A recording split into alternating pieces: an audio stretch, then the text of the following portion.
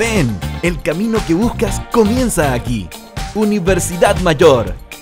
Somos una institución con 28 años de existencia, comprometida con la calidad y excelencia de la educación de nuestro país. Por eso nos sometimos voluntariamente al sistema de acreditación en Estados Unidos y hoy somos la primera universidad de América Latina reacreditada por la Middle States Commission on Higher Education. De igual forma, nuestra universidad ha sido reacreditada en Chile por la Comisión Nacional de Acreditación. Contamos con 3 facultades y 34 carreras en 9 campus en Santiago y 1 en Temuco. Ven a vivir la experiencia mayor. Tenemos todo lo que necesitas: conocimiento, tecnología, deporte, cultura y entretención. Todo lo que buscas para que disfrutes la carrera de tu vida. Universidad Mayor, para espíritus emprendedores.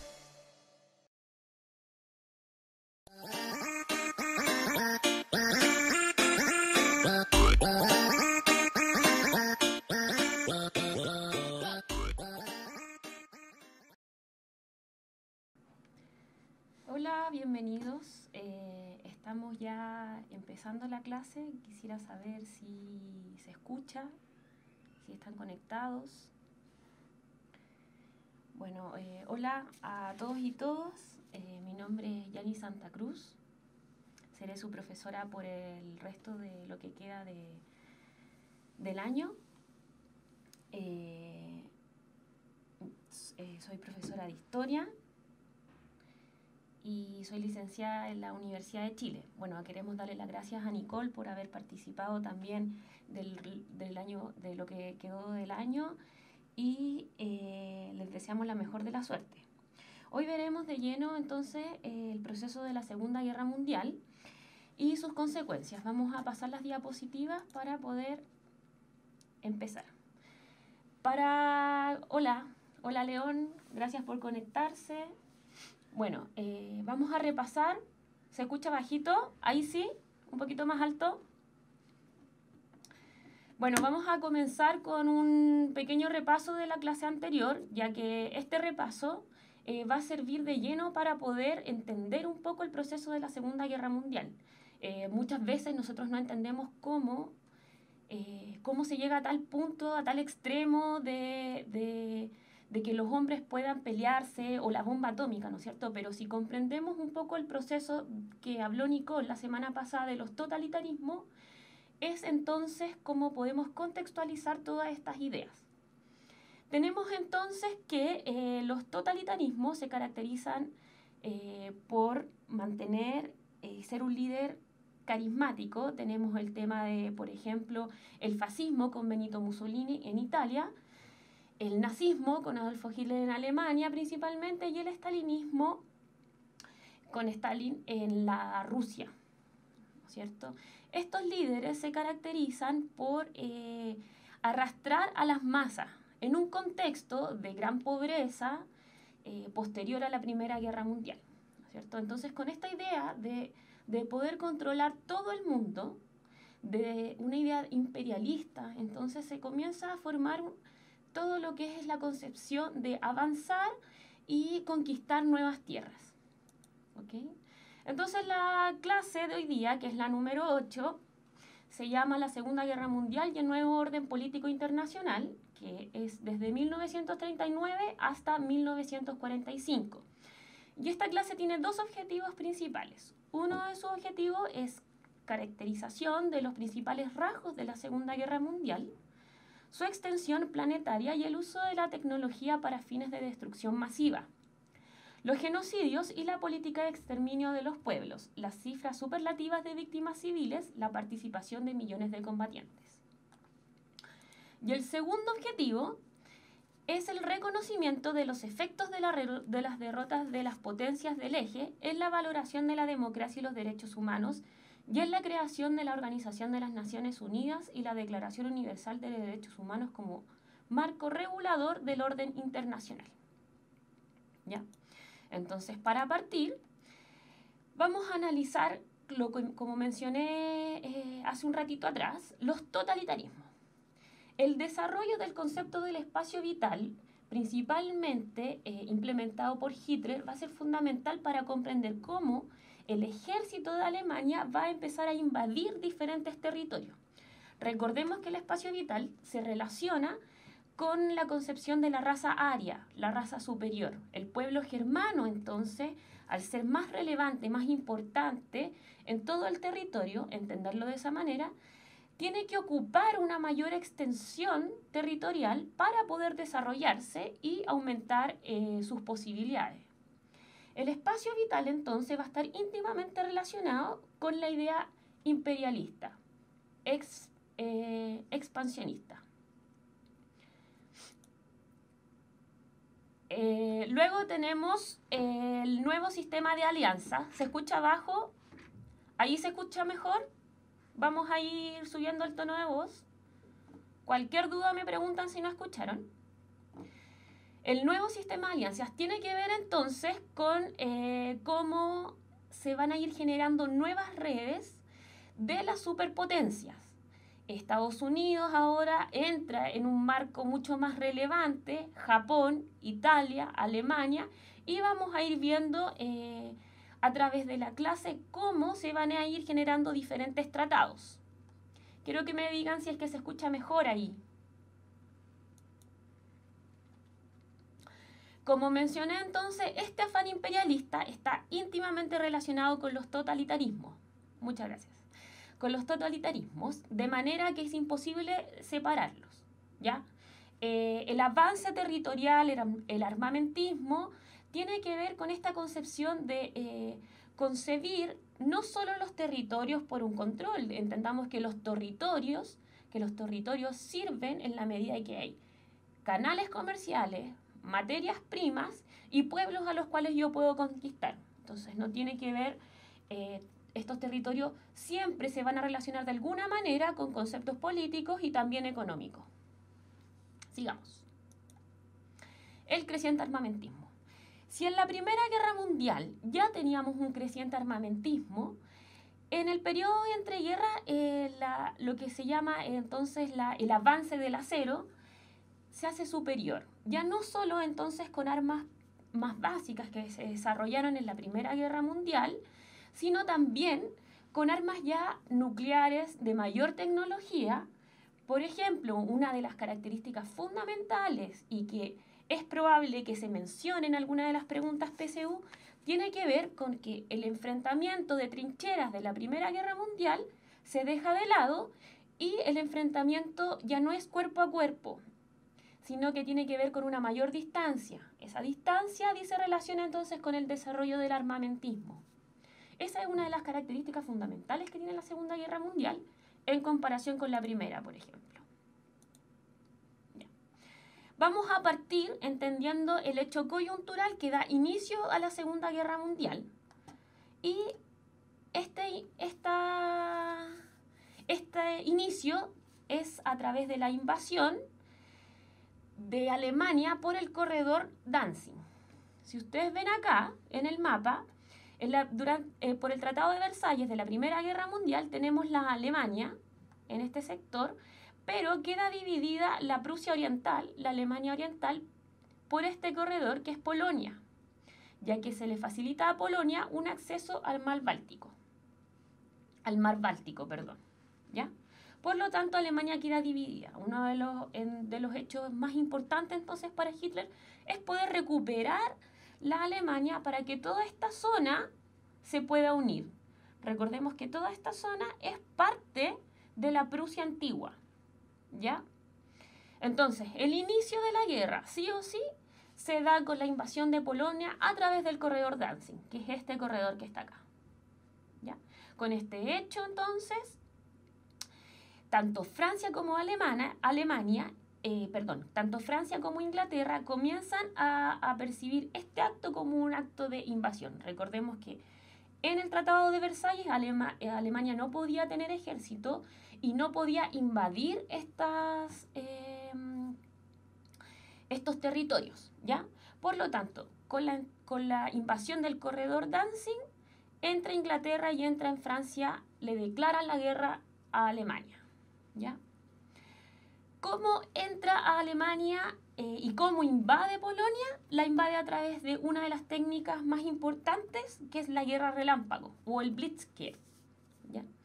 La guerra relámpago va a ser la técnica que se va a ocupar en toda la Segunda Guerra Mundial, que tiene que ver con un impacto rápido de avance de las diferentes tropas. ¿Ya? Si bien, nuevamente, entonces vamos a recordar que si bien en la Primera Guerra Mundial teníamos la guerra de trincheras, donde se iba avanzando poco a poco, contrario a eso, entonces hoy día en la Segunda Guerra Mundial, quiero decir, se avanza rápidamente y se toma un objetivo. ¿Ya?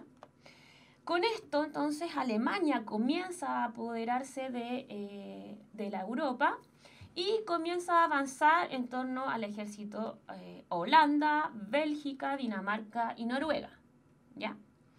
Con esto empiezan a generarse los diferentes pactos, ¿no es cierto? Uno de los objetivos que hablamos fue el sistema de alianzas que caracteriza la Segunda Guerra Mundial. Tenemos el Pacto de Acero y tenemos el Pacto Tripartito. ¿Cuál es el Pacto de Acero? El Pacto de Acero tiene que ver con el eje Berlín-Roma, ¿no es cierto? El eje que se genera entre Mussolini y Hitler, Italia y Alemania. Posterior a este pacto, que es el Pacto de Acero, entra el Pacto Tripartito, que es con Japón, Tokio, Berlín, Roma. ¿Ya? Paralelamente a esto, un poco antes, de hecho, de la invasión a Polonia, Alemania ya había firmado un tratado de no agresión con Rusia. ¿Por qué? Estratégicamente, bueno, volvemos a repetir. Al Pacto de Acero se le denomina la alianza que genera Alemania con Italia, que también se le denomina Pacto Berlín-Roma. ¿Ya? Y acuérdense que el tripartito es cuando entra Japón. Esa es la gran diferencia. Tenemos 3 potencias en el lado del eje y posteriormente vamos a pasar a analizar los aliados. Entonces, lo que le estaba mencionando era que antes de la invasión a Polonia, Alemania ya había generado un pacto de no agresión con Rusia. ¿Por qué? Porque esto le permitía que Rusia no se aliara con Inglaterra o Francia en caso de que Alemania ya invadiese. Por eso Hitler ya estaba pensando en poder invadir toda la Europa. Seguimos. El mundo, entonces, con estos 2 pactos, se divide en 2 bloques fundamentales. El primero, el de los aliados, Inglaterra, Francia, la Unión Soviética, entonces, y los Estados Unidos. Y el segundo, liderado por este pacto tripartito, ¿no es cierto?, Alemania, Italia y Japón. Ahora, si bien entran distintos países en estos 2 bloques, no es necesario que ustedes se los aprendan de memoria. Solo deben aprenderse estos bloques más importantes porque son las superpotencias. Son las superpotencias que van a... Espérenme 2 segundos, que... Paulón 182, ¿puedes repetir tu pregunta? Que no la alcanzo a ver acá en el chat, por favor, para que pueda avanzar. Gracias. Entonces, este mundo dividido en 2, lo que les decía es que se acordaran simplemente de las potencias más importantes, que es Inglaterra, Francia, la URSS y los Estados Unidos en parte de los aliados, y en el eje Alemania, Italia y Japón. A ver, ¿cómo podemos generar una estrategia para aprendernos la diferencia entre estos 2 países? El primero del eje podemos relacionarlo con los totalitarismos, Hitler y Mussolini. Entonces tenemos Alemania, Italia y Japón, que había entrado en la Primera Guerra Mundial como una de las potencias más grandes. Y por otra parte tenemos ya Europa Occidental, ¿no es cierto?, por Inglaterra, Francia y Estados Unidos y Rusia.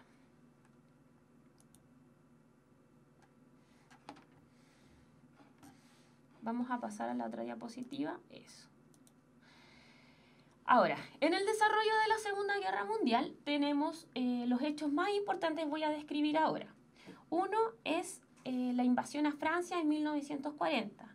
Alemania logra tomar Francia, y ¿cómo lo logra estratégicamente? Lo logra porque Francia había llevado todos sus refuerzos hacia la frontera con Alemania. Sin embargo, Alemania entra por el norte, atacando a través de una de las estrategias que yo les había mencionado, que es la guerra relámpago, ¿ya?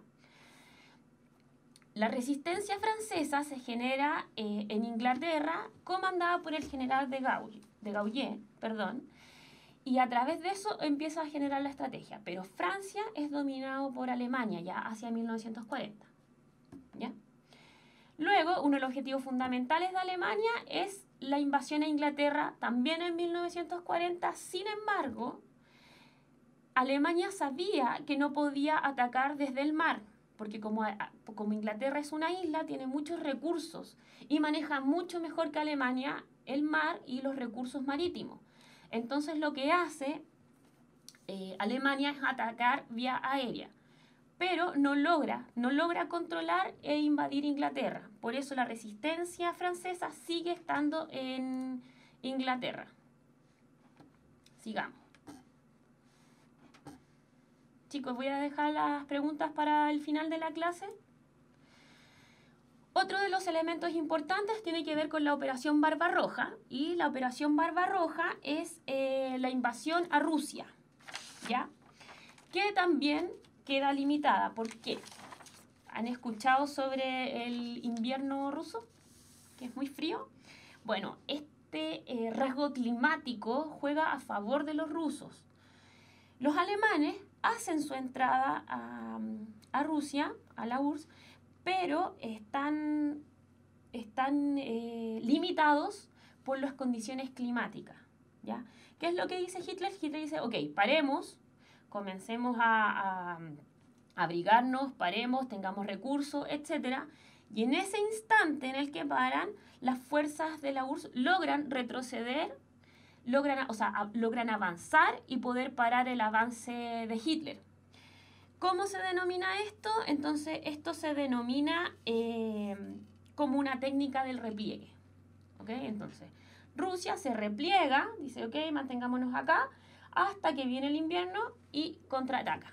¿Ya? El invierno es la misma técnica que ocupa Rusia con la invasión napoleónica. El clima, entonces, el clima juega a favor de Rusia a través de las distintas guerras en Europa. Y lo último, y una de las cosas más importantes que siempre aparece en las preguntas PSU, tiene que ver con el ataque a Pearl Harbor en 1941. Este ataque es muy importante.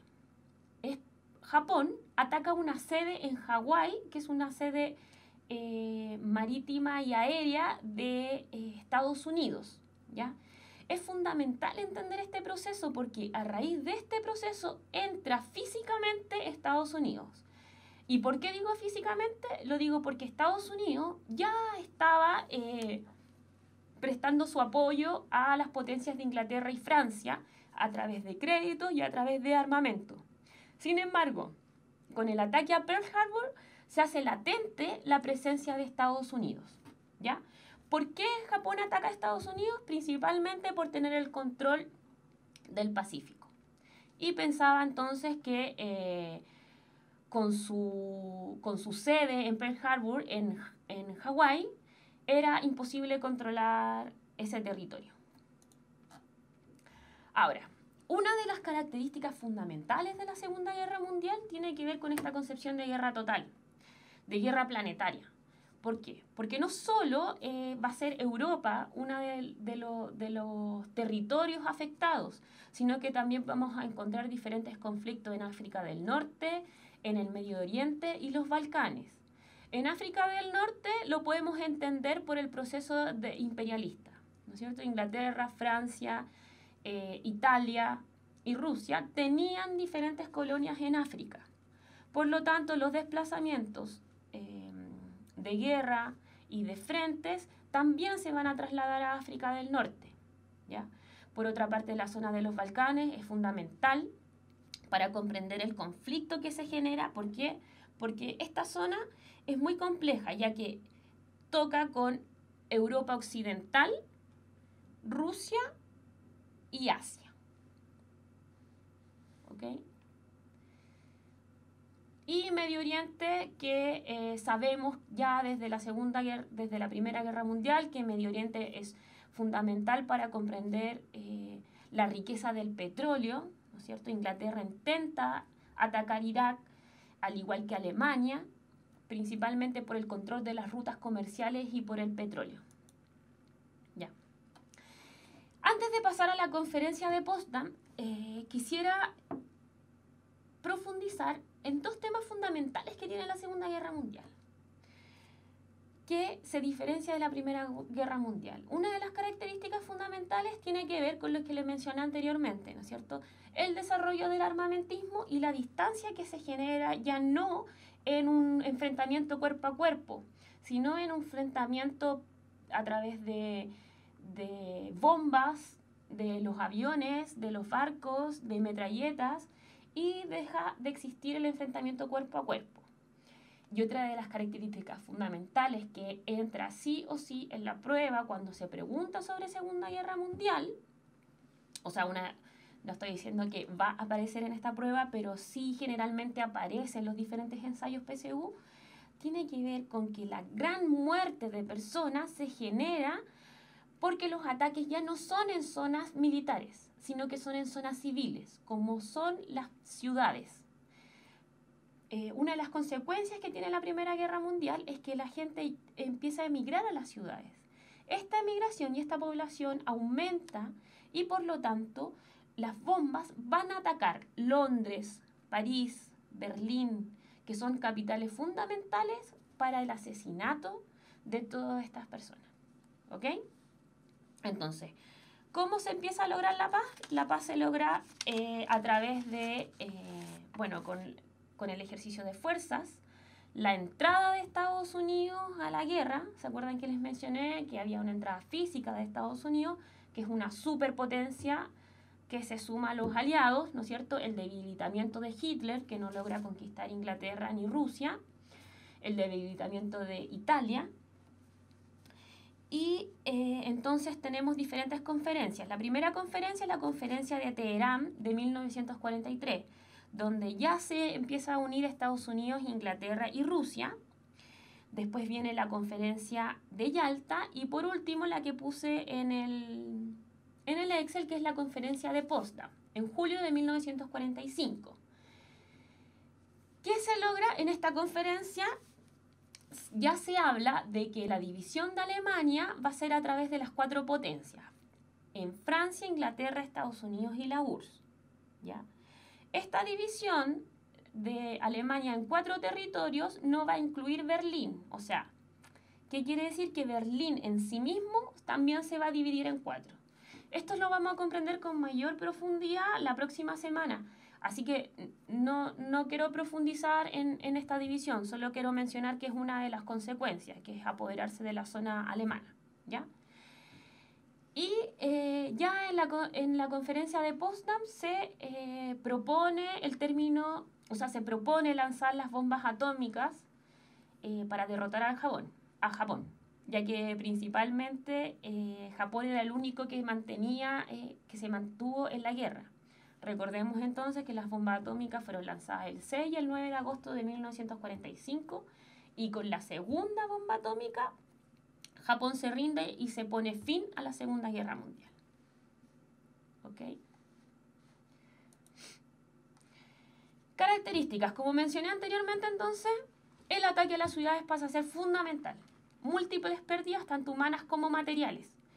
Las ciudades, una de las características fundamentales que tiene es que hay mucha edificación y mucho patrimonio cultural.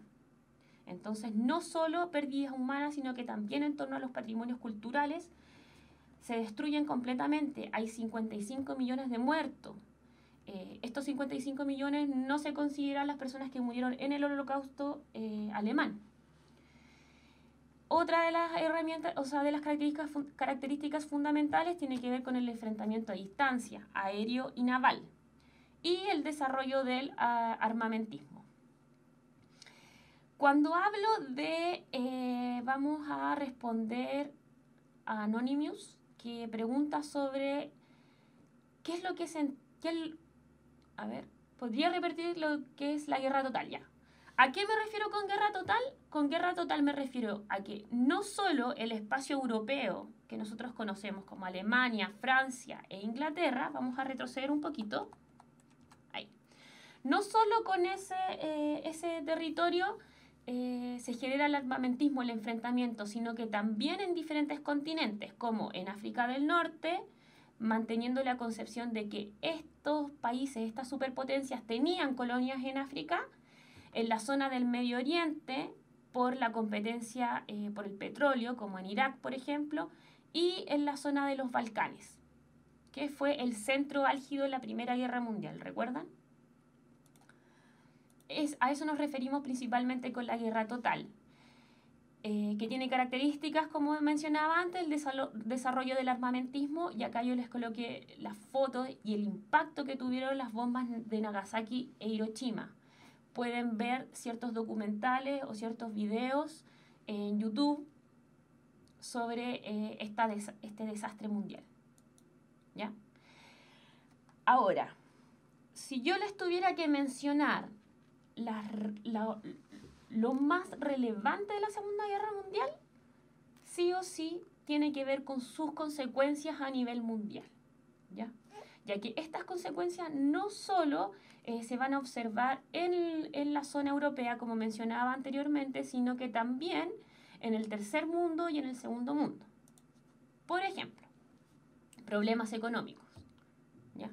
Tenemos a estas superpotencias como Inglaterra o Francia, que a través de estas dos guerras mundiales que vivieron en el siglo XX, tienen un desastre económico. La pobreza, la vuelta a construir en las ciudades va a ser fundamental para analizar cómo entonces toda esta destrucción caló fuertemente en las poblaciones. Ahora, estos problemas económicos hacen que estas dos superpotencias como Rusia y Estados Unidos entren a jugar un papel importante posterior a esta guerra.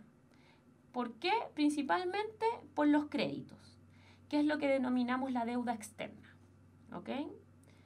Nuevamente repito, eso lo vamos a ver en la siguiente clase con mayor profundidad. Cambios sociales y culturales que tienen relación con ver otra concepción del mundo, ¿no es cierto?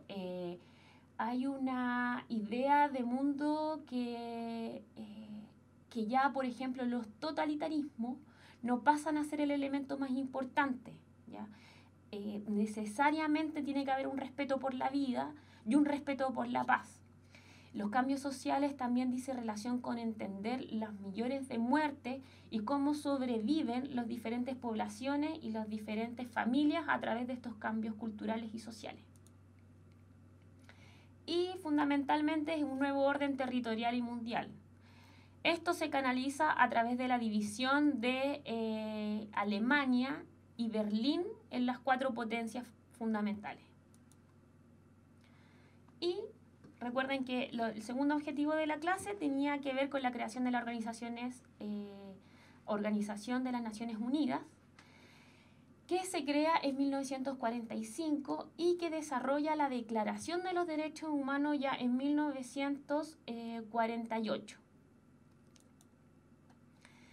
La ONU pasa a ser una organización internacional que desea velar por la paz y por la promulgación de los derechos humanos. Con estas dos guerras mundiales del siglo XX, con el Holocausto en Alemania, con los 55 millones de personas muertas a través del armamentismo, con las bombas mundiales, las bombas atómicas, perdón, las grandes potencias dicen, ok, necesitamos una institución, una organización mundial autónoma que pueda de alguna manera servir de intermediario entre las diferentes naciones, que sirva entonces como propagador de los diferentes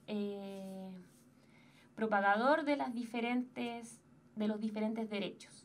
El artículo 1, que es Declaración de los Derechos Humanos, que es en 1948, dice entonces: todos los seres humanos nacen libres e iguales en dignidad y derechos, y dotados como están de razón y conciencia. Deben comportarse fraternalmente los unos con los otros.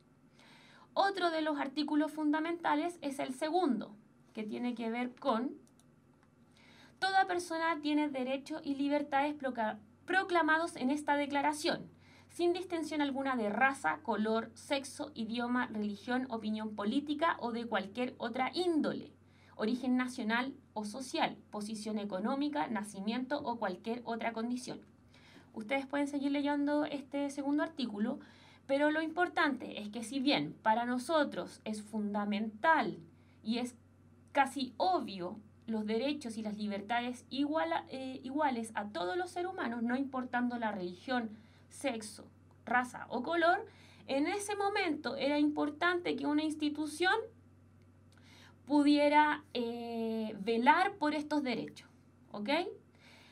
Sin embargo, la ONU se crea para velar por estos derechos, pero también respeta el libre albedrío, por así decirlo, de cada país. He ahí entonces uno de los conflictos que se genera entre la ONU, ya que si bien está la idea de interactuar, de generar un diálogo, diferentes alianzas con diferentes problemas, la cuestión está en hasta qué punto la ONU puede interferir o no en los diferentes problemas de las naciones.